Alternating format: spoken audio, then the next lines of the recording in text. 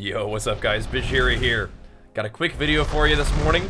This is going to be about Arms Warrior 10.0.7 PvP talents because the season is ending in about 3 weeks.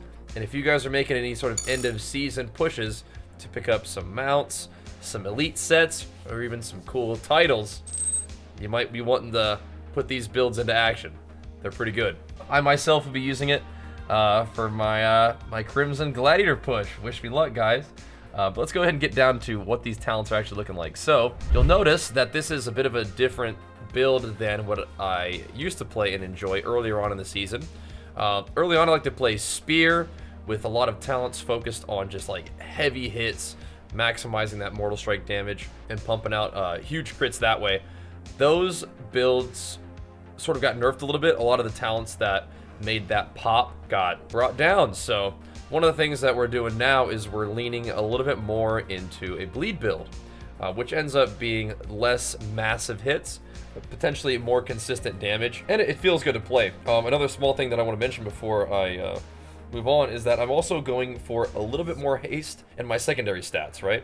So I haven't fully converted over to it yet, just because we haven't just had all the conquests and sockets that I wanted to have. But what we've been doing is moving like my bracers and cloak and belt into haste, and it's been pretty nice. It flows real nice. This warrior once again doesn't have it all yet, but we're gonna go ahead and swap this over to haste today. But the cloak is haste, and then we'll probably end up swapping the neck over to haste as well, and we're gonna see how that feels. You can also move the gems into haste. You can do, like, I'm still doing heavy verse, a little bit of off stat, but what you could do is like big off stat and a little bit of verse if you wanted to like really maximize the secondary stats a little bit differently. So you have options there. Haven't done all the testing yet, but over the next little while we will, and we'll see how that feels. But crit is still a very, very valuable and powerful stat for Arms Warrior. So it's not like I'm swapping off of crit. We're just leaning into a little bit more haste because it does feel pretty nice to have a little bit more haste, especially when we're playing bleed build and you got lots of globals to use. But anyway, let's talk about the talents. So not a ton changes with the build on the way down.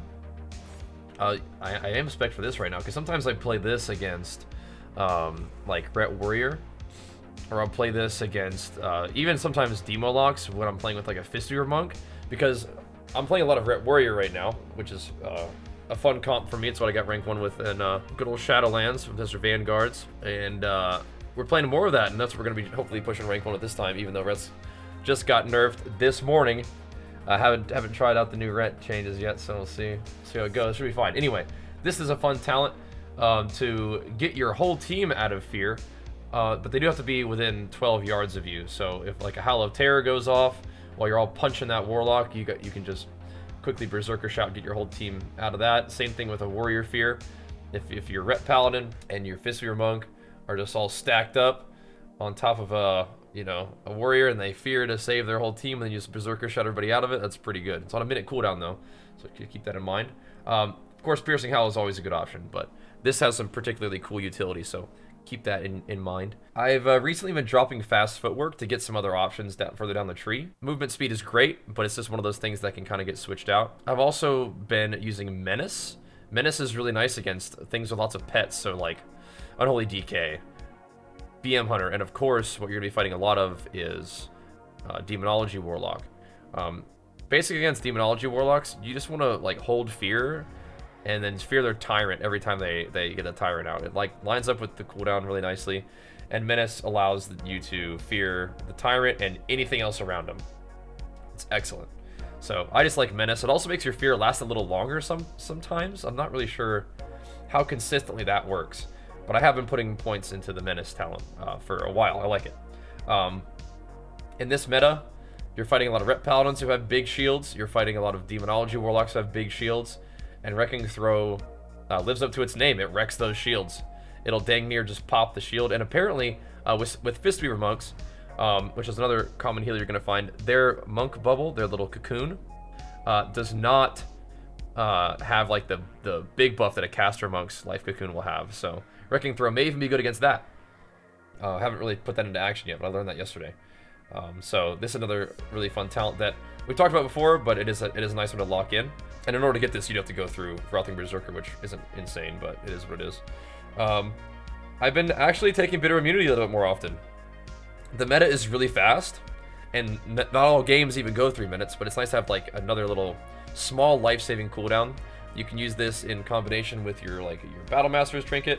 I call it Battle Master. I don't even know what it's called anymore. I think it's called an emblem now, where it gives you HP, right? So it gives you flat HP, and then you can use Bitter Immunity, and it'll give you that much bigger of a heal. Really nice. I just want to talk about it because this is a talent that I didn't always take before. So now here at the bottom, instead of going into Cruel Strikes and taking Spear things, you just go into Wild Strikes, and you take Roar. Remember, Roar was nerfed before, so they unnerfed Roar, and they also unnerfed this talent. This used to only reduce the cooldown of Thunderous Roar by 30 seconds, or sorry, 15 seconds. Now it does the full 30. So you have I don't know why they call it Thunderous Roar. It's definitely just Dragon Roar. You have your Roar every minute, so it's basically with Anger Management every other War Breaker you can roar with it, which is great. And then for the Avatar talent, I've been using the crit one more often, which is interesting. I think Blade Master's Torment is still good. It still has like good utility if you are getting disarmed a ton. But Ret's being really good, and playing with a Ret has been nice because people disarm Rets more often now, which is great. Or if you just have trouble staying on target, sometimes the CC immunity is excellent. But I've been using Warlord's Torment more often, just more crit, just more damn, more big hits during your burst. I've been liking it. It feels really smooth. So that's kind of one of the main things, is instead of playing Spear and Double Blade Storm, I've been playing Roar with the crit. A little bit of Bitter Immunity. More frequently playing things like Menace. What's gonna be crazy though is that like the meta has been changing so much, so frequently this season.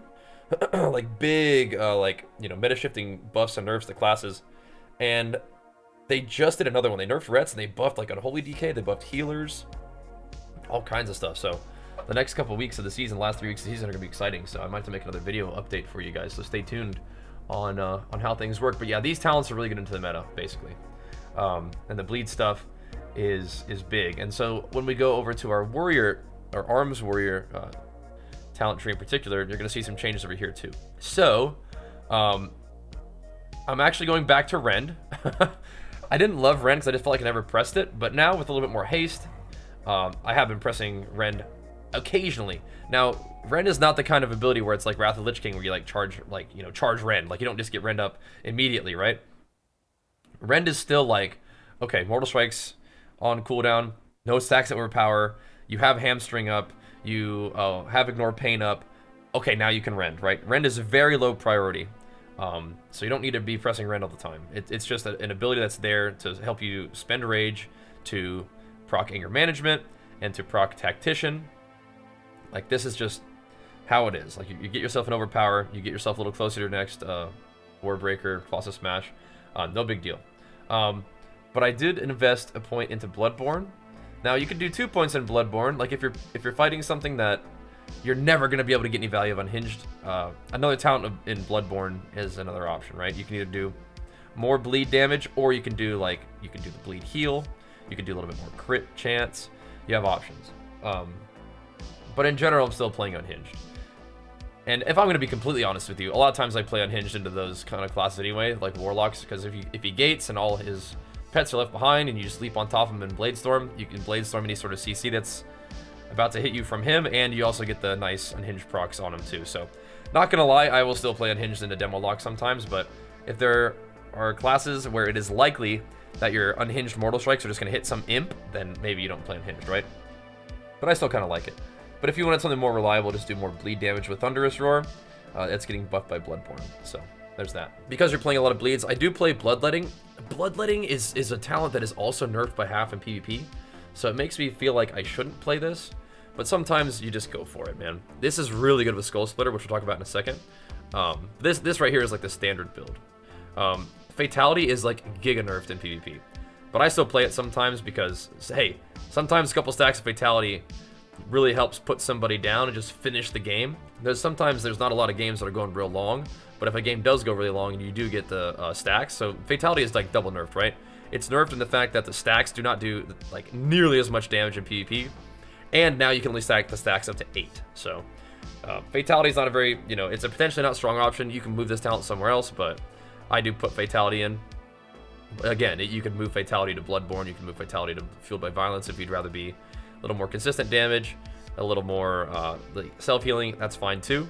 But I also have Executioner's Precision, which is another talent that is, again, like super nerfed in PvP, but the little bit of damage stacking that takes place from executing is nice. I mean, making your next Mortal Strike hit like 10 or 20% harder is still pretty nice. But again, you can move this talent to other places. Like my recommendation, if you're going to move a talent, whether it's Precision, Unhinged, Fatality, would be Bloodborne or Fueled by Violence.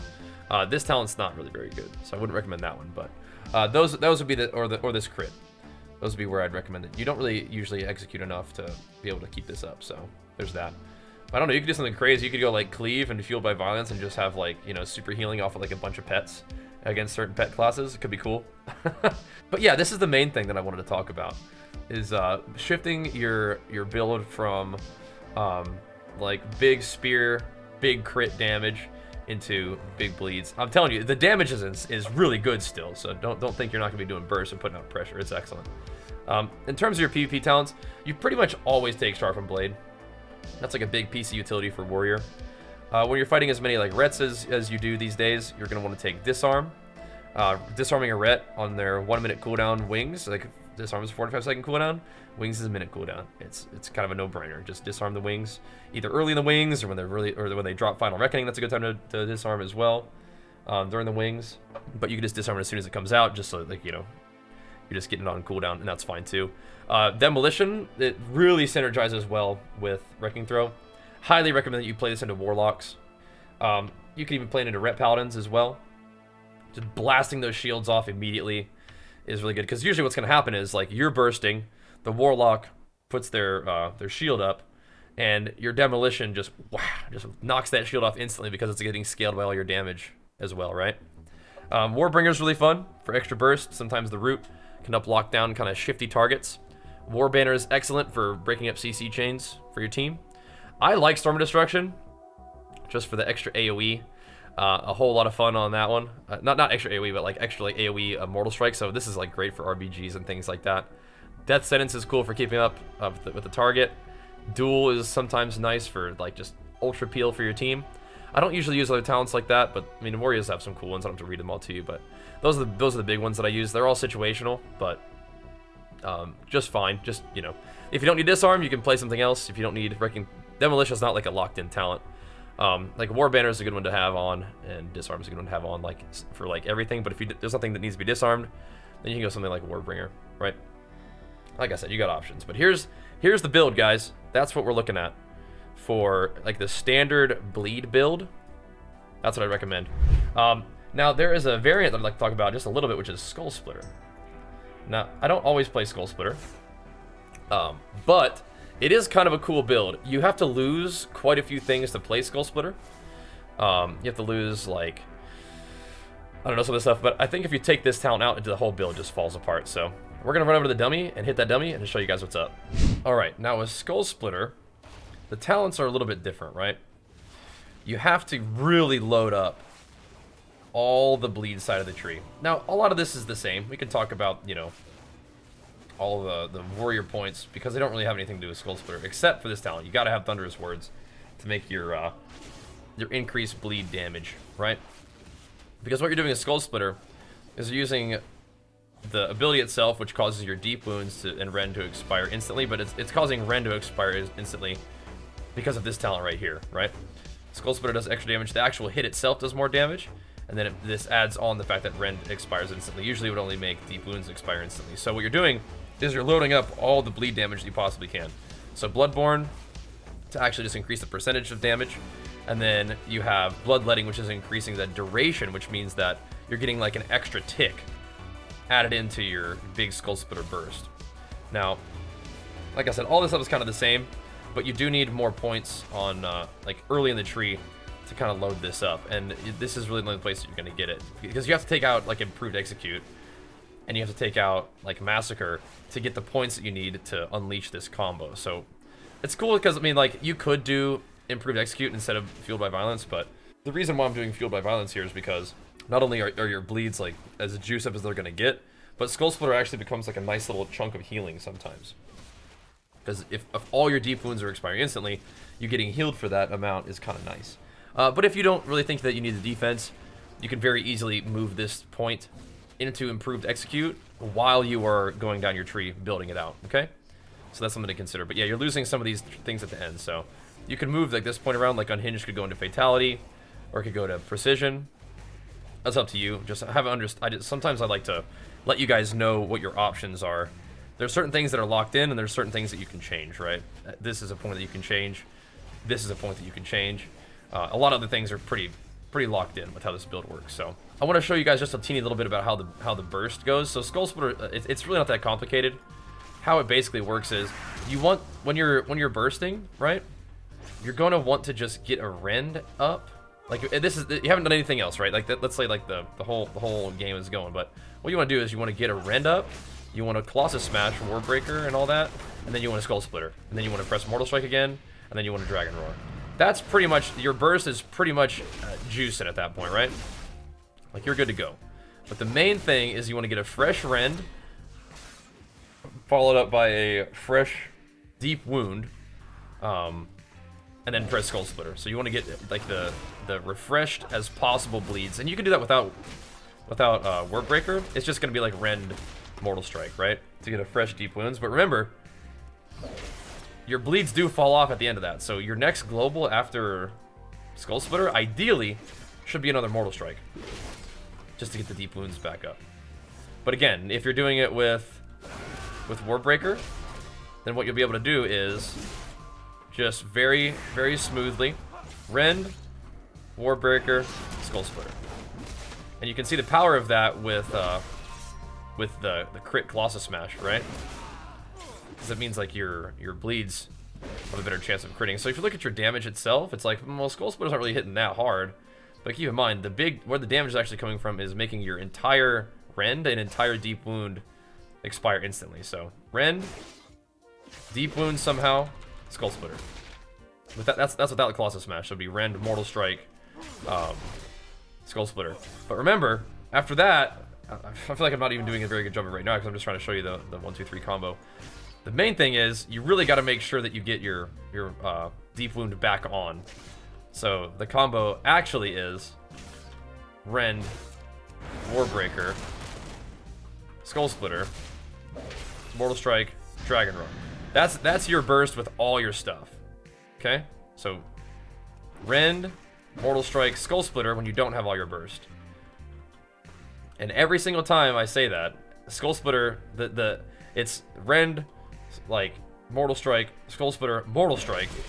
So hopefully the thing procs again, right? So you can do that. So Rend, Mortal Strike, Skull Splitter. But it's kind of awkward if you use it without Colossus Smash, because sometimes you could just have no Deep Wound on. Alright, Deep Wound is not insane damage, but it is buffing all the rest of your damage by 13%. So it's kind of important to have it on there, right? And to be said, I don't play Skull Splitter a ton, so I could be playing it wrong.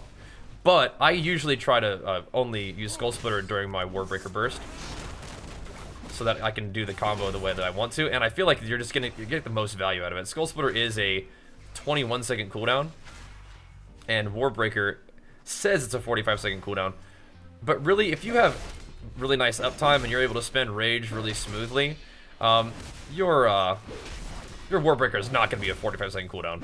It's going to be like a 30-second cooldown. And then waiting 9 seconds to use Skull Splitter with that, I think becomes worthwhile. So Skull Splitter is some big, scary damage, especially during that burst window, right? So it's kind of worth the wait, right? Kind of worth the wait. So that's how you burst with Skull Splitter. Fresh Rend, fresh Deep Wound, Skull Splitter, reapply your Deep Wound. And I'm saying reapply Deep Wound because it's like, it's always Mortal Strike.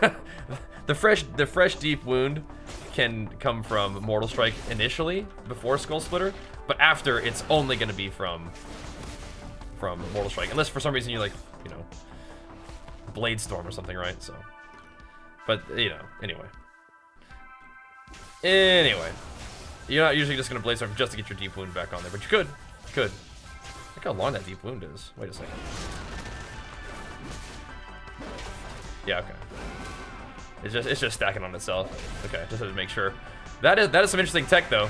If you can make your rend and deep wound stack like high, you see that? If you like re-rend early and you deep wound, like if you back to back, it actually makes it stack higher. So you could do like a giga deep wound, giga rend. That was like a 29-second rend there. that's some tech right there, boys. Look at that. That's some tech. Make the biggest rend stack possible, biggest deep wound stack possible. Let it rip. Re-deep wound with Mortal Strike, Dragon Roar. Go about your business. Okay, so you understand how that works? That's how it works. It's gonna be ideally Rend, Warbreaker, Skull Splitter, Mortal Strike, Dragon Roar to get the juices flowing. Now, the other build, the burst is not quite as crazy. I have to wait for Thunderous Roar to come off cooldown to swap. Actually, I don't think I have to do it to swap. So bleed with no Skull Splitter, it's a lot easier. Skull Splitter has a couple of different globals, which is one of the things that can make it kind of tricky, is that you need all those globals to make it work. And sometimes you can't get all those globals off during your burst because you're going to get peel on your burst. But for, oh, of course, and then mentioning Avatar, just for the absolute maximum burst, you're just going to Avatar before your Warbreaker, and that's going to do all the damage that you need. It's going to be the most buff damage possible. For the normal bleed build without Skull Splitter, it's very simple. You just charge. Toss a Smash, Dragon Roar, Mortal Strike, go about your business. Just go about your rotation. But I guess for people who are curious, Arms Warrior rotation is more an Arms Warrior priority system, right? Your priority system is going to be Mortal Strike on cooldown. A really frequently asked question is, do you have to stack up Overpower before you Mortal Strike? And you do not. You just press Mortal Strike on cooldown. Mortal Strike, execute. Overpower is like your main, like, normal DPS priority system. Keeping Ignore Pain up is good. Keeping a hamstring or target is good. And then rending when you have nothing else to do is kind of how that works.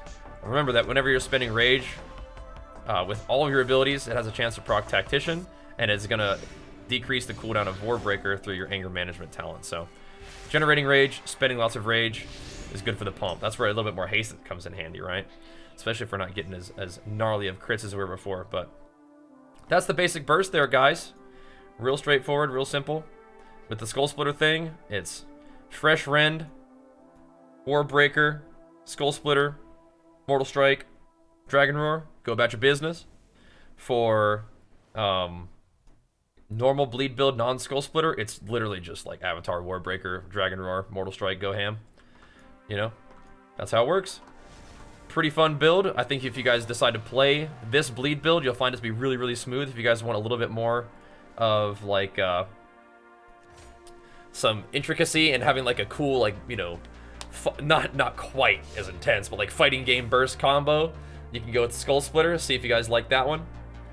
One small side mention that I wanna pop in here is that for RBGs, you can drop out the Shatter talent and you can play Thunderclap with Blood and Thunder to just like AoE constantly with like super rend. It's a lot of pad damage, but it is pretty fun, right? It is pretty fun to just let it rip with the Thunderclaps. Look at that. So Thunderclap puts rend on everything. So if you have a bunch of targets nearby you, and like a big like fight on top of the flag in Eye of the Storm, or in a cart in Silver Shard Mines, everybody's stacked up, you just do Giga AoE with Thunderclap and Rend, and it's pretty fun. So keep that in mind as like a little side note. It's not like a whole different build, but it is like something that you would switch up for different situations. And speaking of which, the situations where Skull Splitter is good is into like armored targets because bleeds go through armor.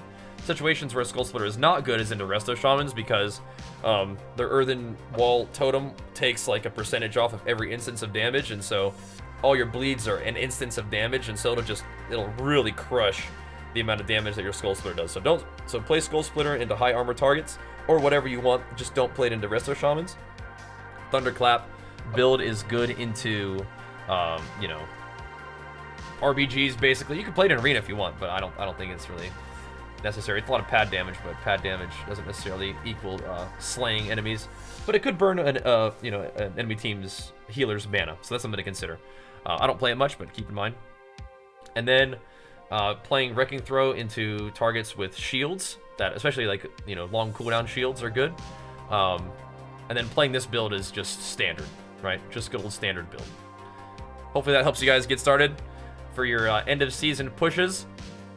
I really enjoy making these kind of guide videos, even though they're fairly stream of consciousness, and I just try to information dump on you guys. This is also the kind of thing that I will talk about and answer questions about on stream all day, every day at twitch.tv/Bajheera. I say all day, every day. We don't stream during the daytime on the weekends usually. But anyway, follow the stream, come hang out, ask questions, learn a thing or two. It'll be a good time. Make sure you guys also subscribe over here on YouTube for plenty more videos from me. Been doing this for a long time. It's a dream come true, and we'll keep it rolling for a long, long time to come if I have my way. So show the video some love in the likes and the comments. Subscribe for more content, enable notifications to see when that goes live. You guys can also follow me on all my social media, Twitter, Instagram, TikTok, Facebook, you name it. We're cranking out content on all those platforms regularly. Love to have you guys interact on there. And we'll see you guys in the last 3 weeks of Season 1 of Dragonflight. And then if you know it, we'll be bringing the heat in Season 2 as well. So you can look out for more guide content from me for that as well. All right, guys. Thanks for watching. We'll see you guys next time. Peace.